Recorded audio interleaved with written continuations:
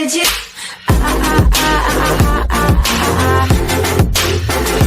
Anything you want. FSN Radio. It's all about what's next. Go to FinancialSurvivalNetwork.com and sign up for your free weekly newsletter. You'll also get 3 free reports. The Financial Survival Network. It's all about what's next.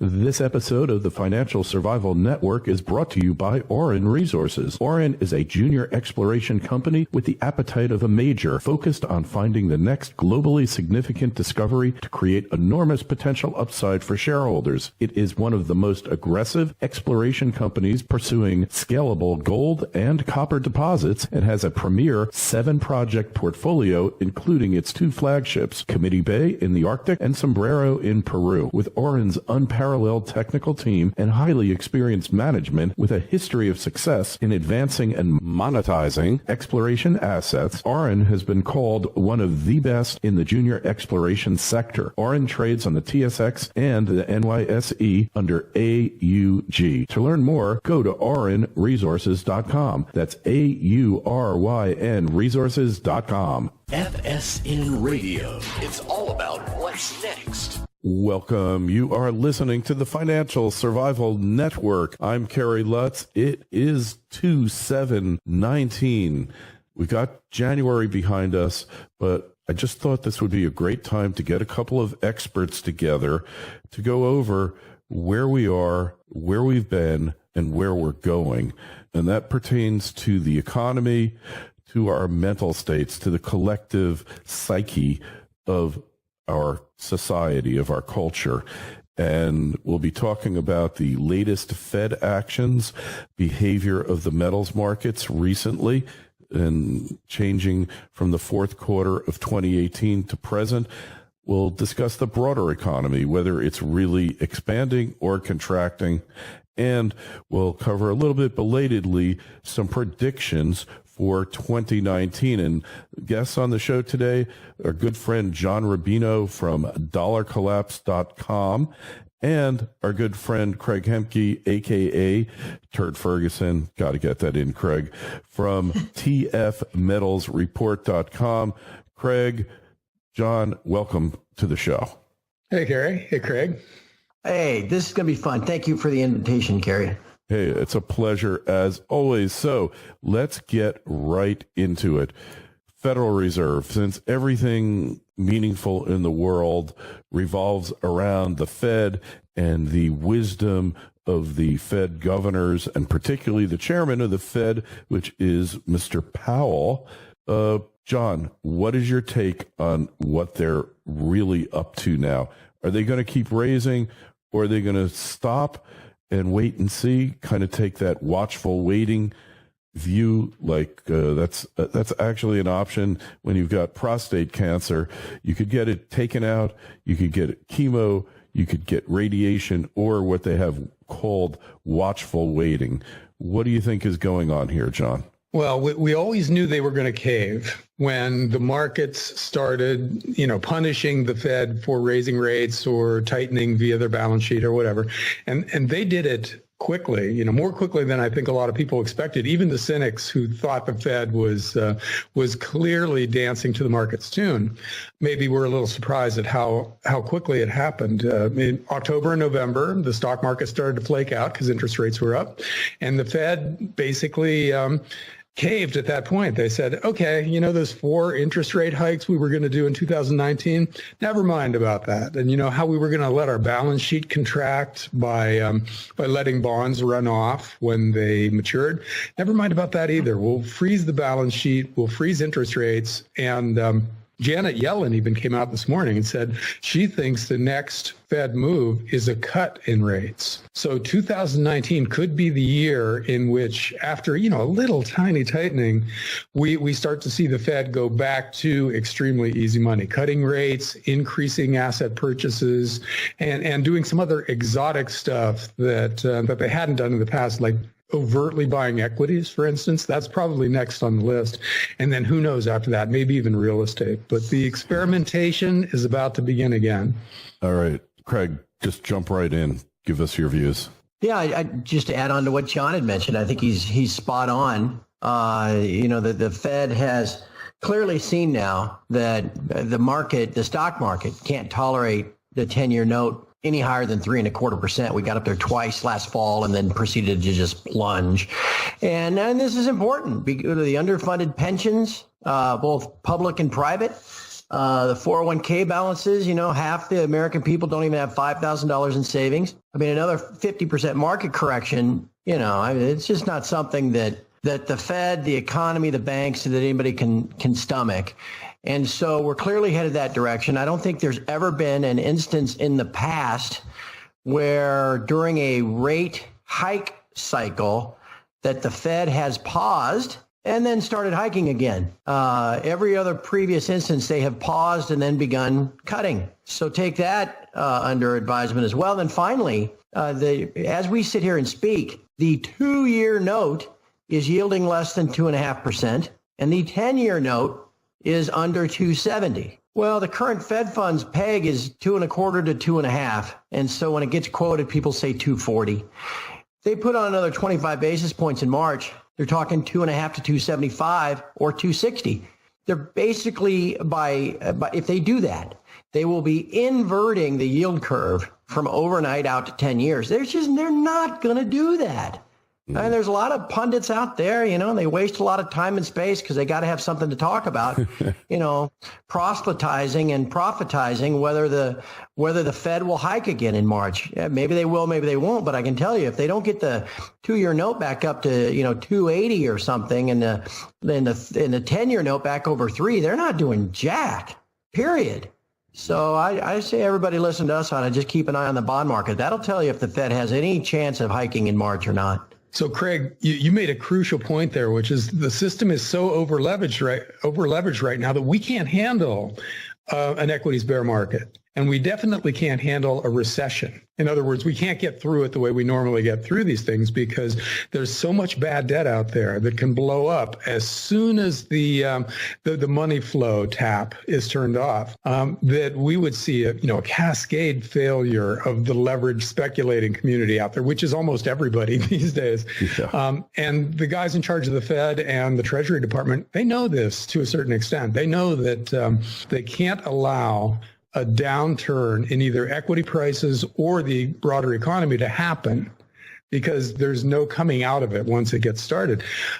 So they have to do whatever it takes to basically they have a mission impossible right now. They have to keep the economy from ever turning down again. And what it's going to take this time around is going to be extraordinary. Yeah.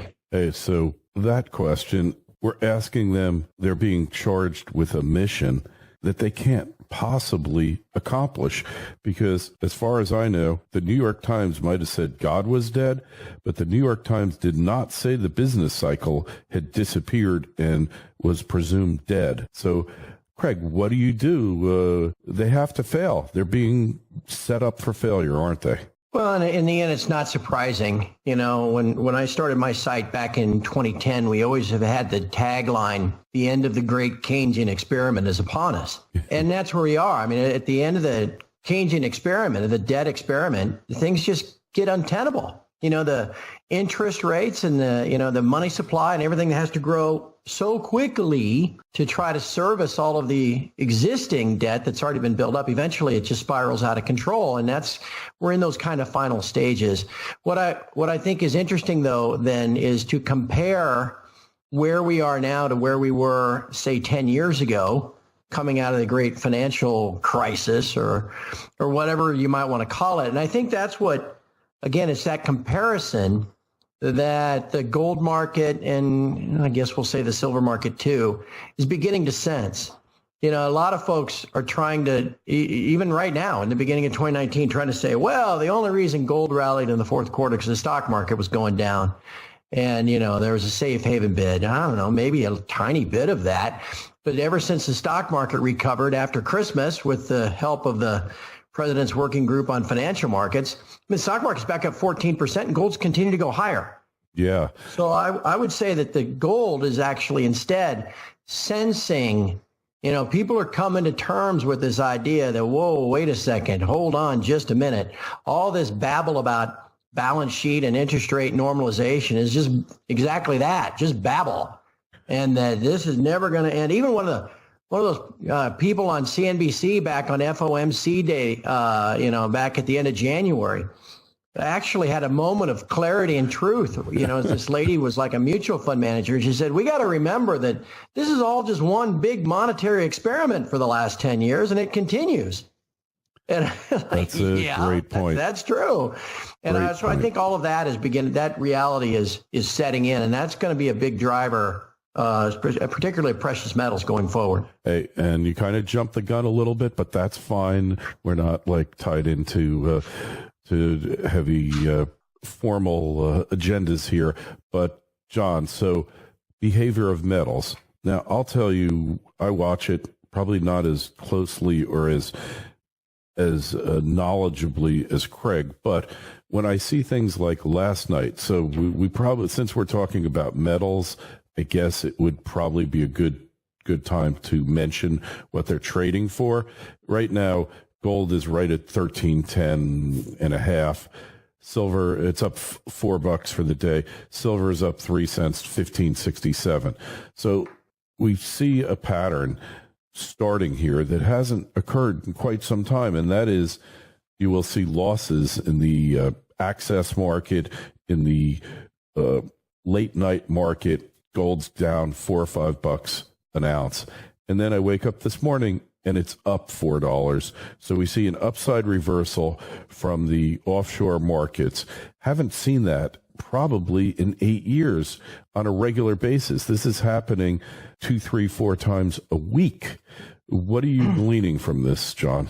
Well, one of two things is true about precious metals. And the first thing is that they were already set up for a nice run towards the end of last year, because the commitment of traders report where the speculators were extremely bearish, that's usually a bullish thing. And then seasonality, January is usually a great time for precious metals because that's when the Asians do all their gold and silver buying in anticipation of giving jewelry for spring wedding presents. So normally, this is a great time for precious metals, one of the best times of the year. So the question is that all it is? Is it just another January effect, another spring Asian buying season pushing precious metals up? Or are we finally at that inflection point where we recognize that the Fed is done tightening and from now on it's easy money to the end of time, or to the end of the Keynesian fractional reserve banking, fiat currency financial system. So this is a very big deal for precious metals. And we'll kind of sort of know that by what they do later in the year. If we hit the sell in May and go away seasonal period and precious metals go back down, then okay, this was just a normal part of the annual cycle for precious metals. But if they keep going up, even if, stocks are falling and corporate profits are falling, which we need to talk about in a minute, corporate profits. But if precious metals go up in the face of that, then maybe this is it. Maybe this is the big run. Because we had a huge run in the 1970s, very early 80s, and then another big run in the 2000s. And this third leg was always going to be the big one. It was going to be the resolution of the gigantic financial mistake that began after World War II. And if this is the start of it, then we need to be ready. But you can't know that ahead of time. It could be either of these things, very, very possibly. But I think it's definitely something we want to watch now, because we've created the conditions for a global financial crisis on an epic scale and an epic run in gold and silver prices.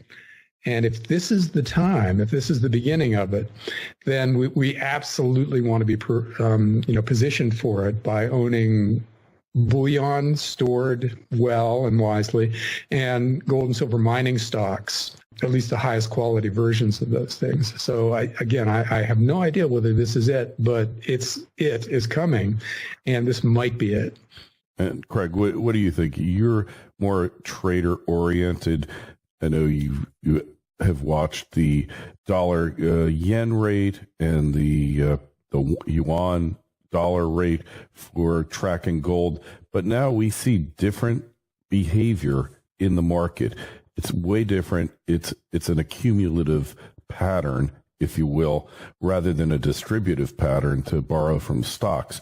What observations can you share with us about how precious metals, particularly gold, because silver is the laggard here, it's neutral at best, but gold has really been behaving differently in its trading patterns. You've noticed it, right? Yeah, and you know what's funny is, drawing upon my personal experience. Yeah, you can see what you mentioned, Kerry, in that this is different. We're entering a different period. We're actually in a bull market, and it has been so long, right? I mean, 2013 when we got smashed down through 1525, that had been the floor coming out of 2011.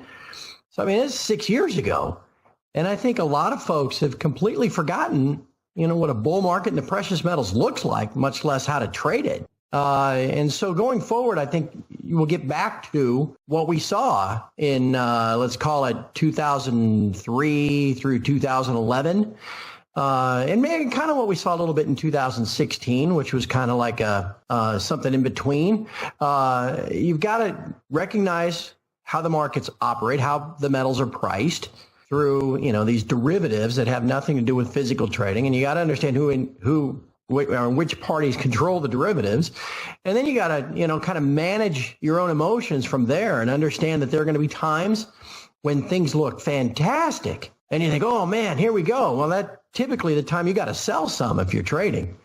And then there are going to be times when things look, oh God, there, now we're going straight back down. That's typically when you got to buy some. It'll never move up straight, and it'll never be a nonstop rally. It's always going to move 3 steps forward and 2 steps back, just because of the way the derivative markets are set up. But like you said, Kerry, it's going to be a challenge now mentally for people who haven't experienced a bull market in the precious metals, or at least have forgotten what it's like, to be in tune and aware of what's going on. And one other thing I'd add, and I've tried to include this in every single interview and appearance I've had since late last year, people need to think now about what they're going to do and what their plan is when, say, silver gets back to 25. Because a lot of folks are out there thinking, I bought silver in 2011 and 2012, and my cost basis is 30, and I've never bought a single ounce since. And man, if that stuff ever gets back to even, I'm blowing that stuff out. Okay, fine, knock yourself out if that's what you want to do, but ask yourself 2 questions. Do you realize that you're converting it back into dollars? If you do so, okay, so what are you going to do with those dollars at that point? And second, are you prepared, to where if things get out of hand now going forward, that you don't own any silver if you sell it all, and now you're going to be stuck trying to buy it back. So people need to kind of mentally prepare for, again, a change in sentiment, a change in market structure, remembering what it used to be like 6-7 years ago, but also how to handle your emotions as prices accelerate and move forward, and to make sure you're thinking clearly as it does in terms of, what are you going to do with the physical that you already have? Yeah, those are all great points. And it's a big paradigm shift. That's what I guess is what's happening here. I refer to it, the last 10 years was the new economy.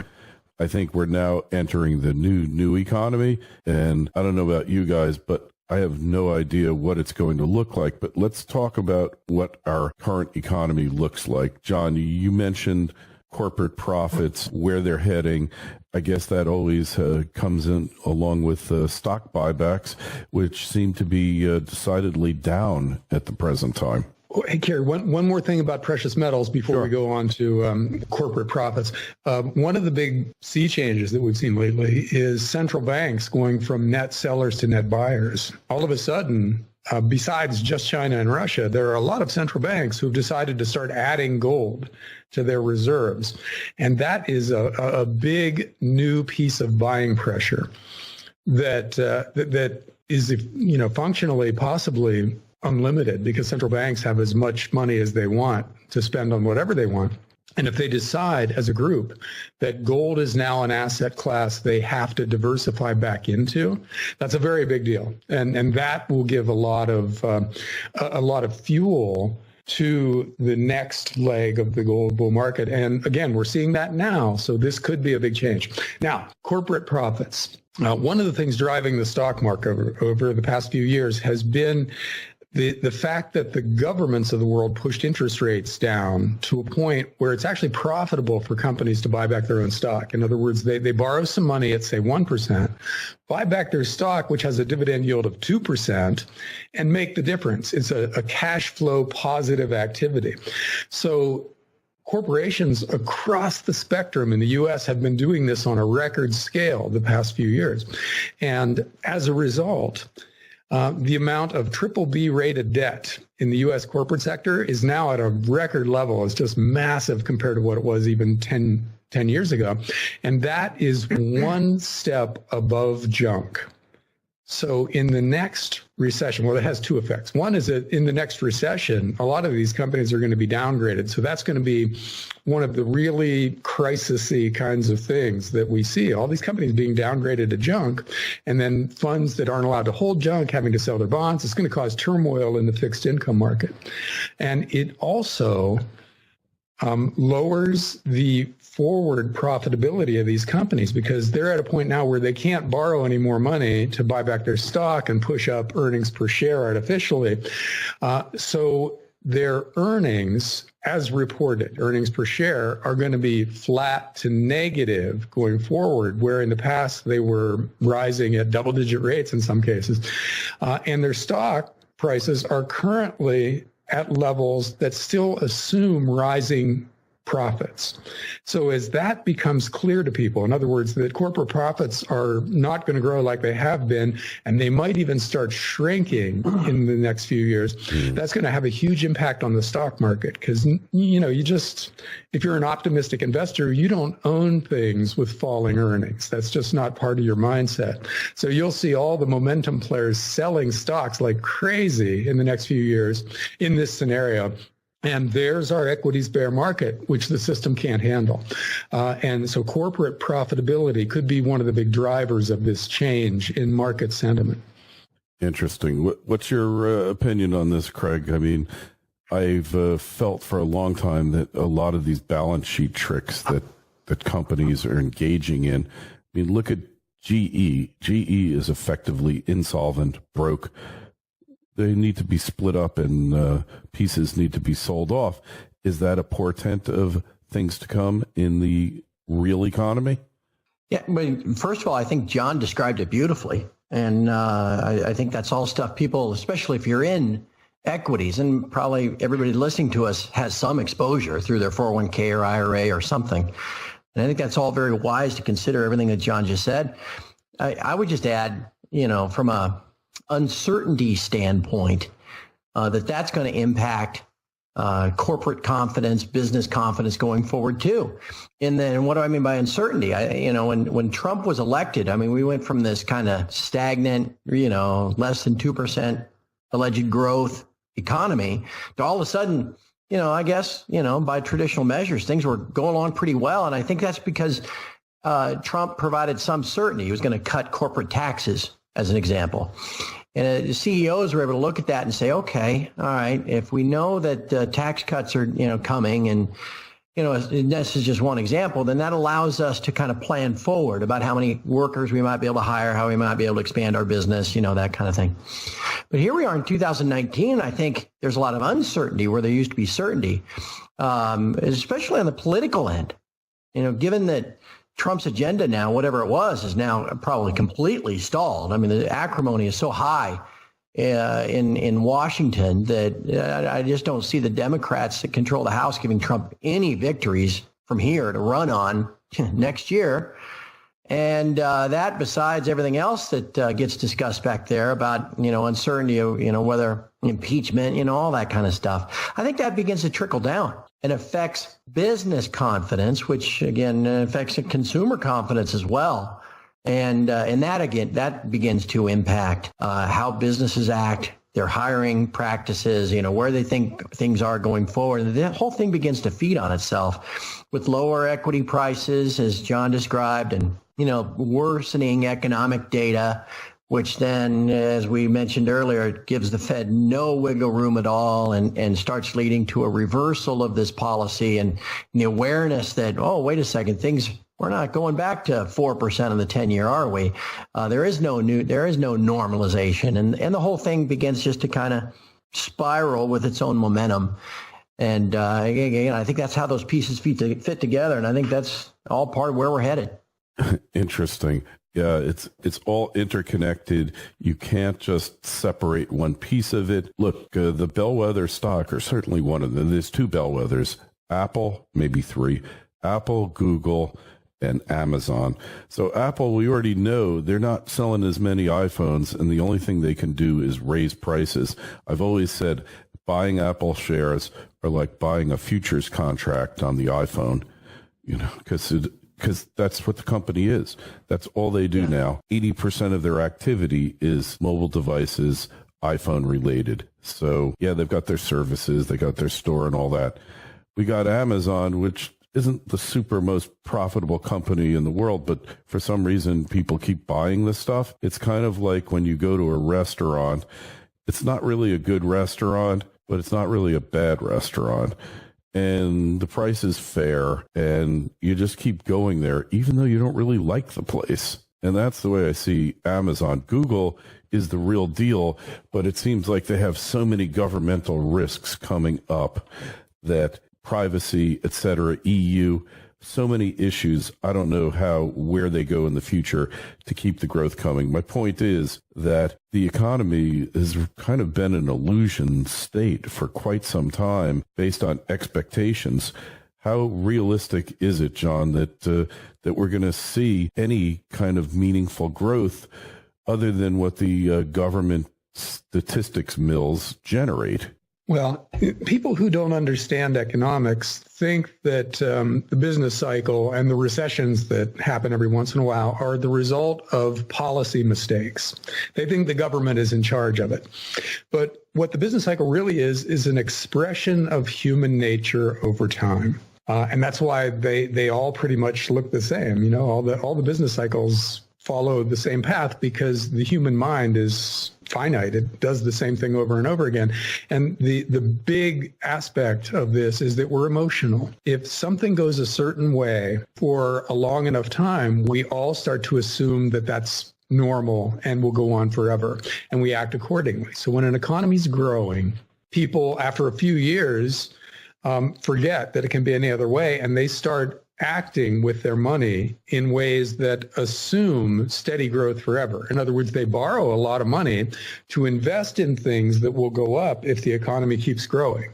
And as that debt builds up, that becomes the limiting factor in economic growth. You can't continue to grow after debt reaches a certain level because that debt inhibits you. You've got to pay interest on it. You can't borrow more money at a certain point because nobody will lend it to you. And then the economy turns back down and wipes out the bad portion of that debt and starts over.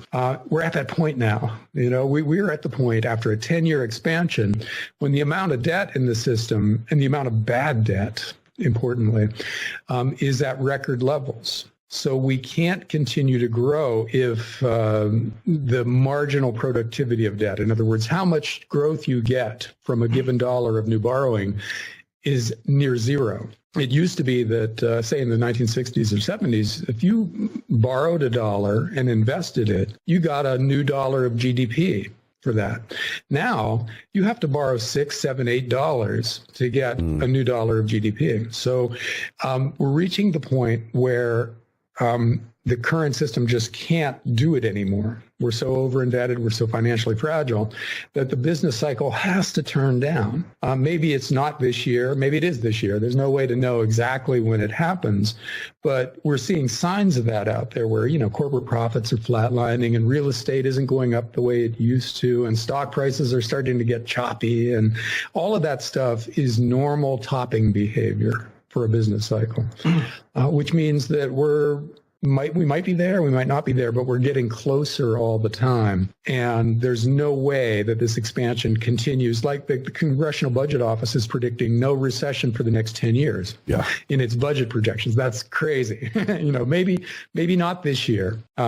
Maybe it continues for another year, but then it breaks down, almost guaranteed, just because we can't keep on leveraging ourselves this way. There's just no mathematical possibility of that happening. So I think the business cycle is going to assert itself here pretty soon. There's nothing the monetary authorities can do about it, but they'll try. And I think that's the interesting part of the story. The crazy stuff they will do to try to stop this next recession from turning into a Great Depression.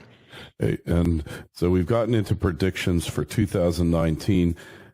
Obviously, the monetary authorities are going to be fighting like the Dickens to stave off the inevitable.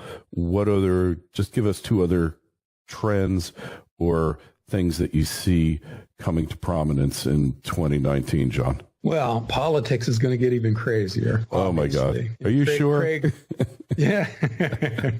If it didn't, that would be the big surprise. I mean, all the rest of this stuff is kind of speculative about at least the timing. But crazy politics in the U.S. is a lock. That is so guaranteed that I can't imagine us having placid, go along and get along kind of politics in the year ahead. Basically, what we've done with Donald Trump is unleash the subconscious of the Republicans. They now feel free to say anything they want to. And the Democrats, for a little while, were inhibited, and it drove them crazy because they wanted to be able to say, they wanted to be able to speak their quote unquote truth the way the Republicans were getting to. And so now that's happening. The newest crop of Democrat politicians are full-on socialists in a lot of cases. That used to be a word you could not use. You couldn't say the S word if you were a Democrat politician because it was so out of favor. It was so unpopular. It ended your career in most, for instance, congressional districts.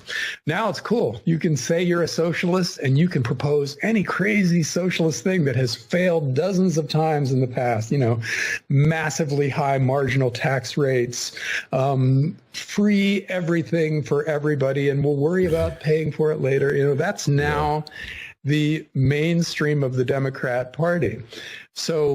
And the Democrats control Congress, which is the branch of the government that's allowed to investigate the president. So you put all that together, and remember that Trump is going to continue to be Trump, which means he's going to say anything he feels like, and a lot of it's going to be at 4 o'clock in the morning via Twitter. And so it's just going to be crazy this year, very chaotic. And there's a feedback loop always between finance and politics. So what we're going to do is turbocharge that feedback loop in a negative way, where politics is so crazy that it scares the financial markets. And then the financial markets react and behave in crazy ways, which spooks people, which makes politics even crazier. And it's not clear where the end of this process is, but we're going to see it rev up this year. Almost certainly. I have no doubt you're correct. Craig, a couple of predictions or observations for the coming year? Well, to what John was just saying, I mean, I've written a lot in the last couple of months comparing what I think 2019 is going to be like to 2010. And I can double back to that in a second, but a part of that thesis is 2011 as well.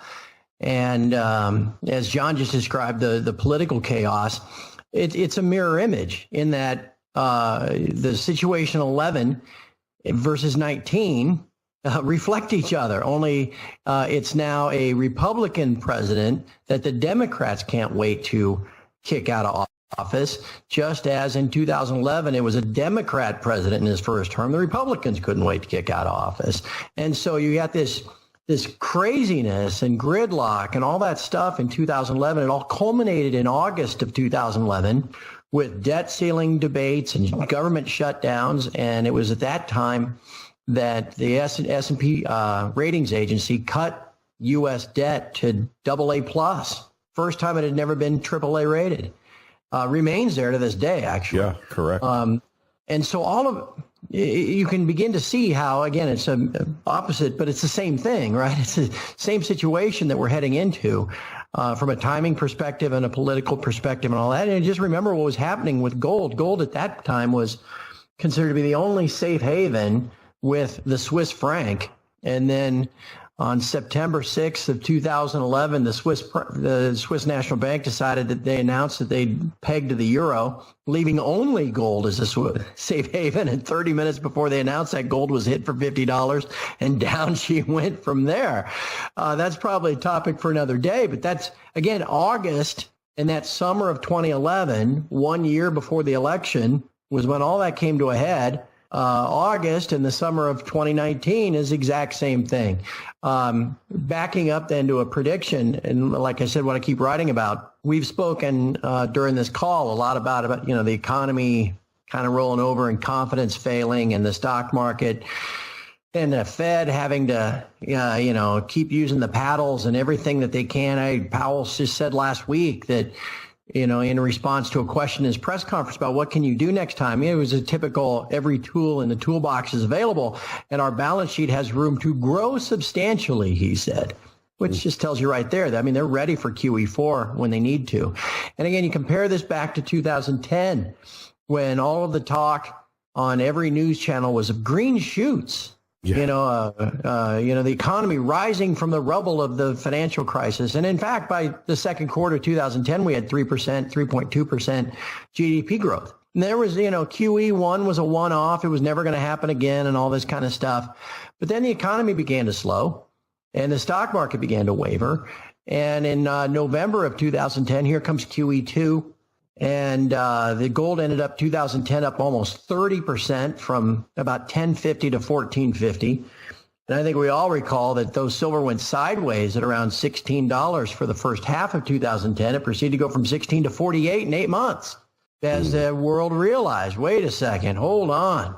I thought QE was a one-off and everything was back to normal. Okay, well, then here we are again in 2019. It's not necessarily exactly the same, but it's a mirror image. The economy's slowing. The Fed can't allow it. And they're talking about all these tricks again. And as that sets in, you end up with a year that looks a lot like 2010. I don't know if gold's going to be up 30% this year, but it's probably going to have the best year that it's had since 2010. And then, oh boy, where do we go next year? So should be a very interesting time. And like, as I said earlier, this is the time for people to kind of readjust their expectations and their, where they, how they're going to respond emotionally and financially to all of this. And now's the time to really start thinking about it so that you can protect yourself as best you can and even profit the best you can. Great point. The one thing that takeaway I get from this is that 2019 is not going to be like 2018. Although 2018 was a lot of volatility, stock market taking a huge hit for the first time in many years, 20% hit. That qualifies as a genuine correction. And the general consensus was it was the beginning of a bear market. We're still waiting for the confirmation there. We're waiting for the market to go back to, I guess it was its October lows, to break them. That'll be confirmation. For right now, we're kind of muddling through, and I guess that's what's going to continue to happen until the big changes really kick in. Guys, I really appreciate you coming on, helping all of you out there to try to get a grasp on what's happening and what you need to do to really cover yourself, to really hedge your bets, and to really protect your wealth for the coming year and the coming years ahead. For John Rubino, you find him at dollarcollapse.com. And for Craig Hemke, it's over at tfmetalsreport.com. Guys, thank you so much. Thanks, Gary. Gary, you said it. Financial Survival Network. It's what it's all about. FSN Radio. It's all about what's next. Go to financialsurvivalnetwork.com and sign up for your free weekly newsletter. You'll also get 3 free reports. The Financial Survival Network. It's all about what's next.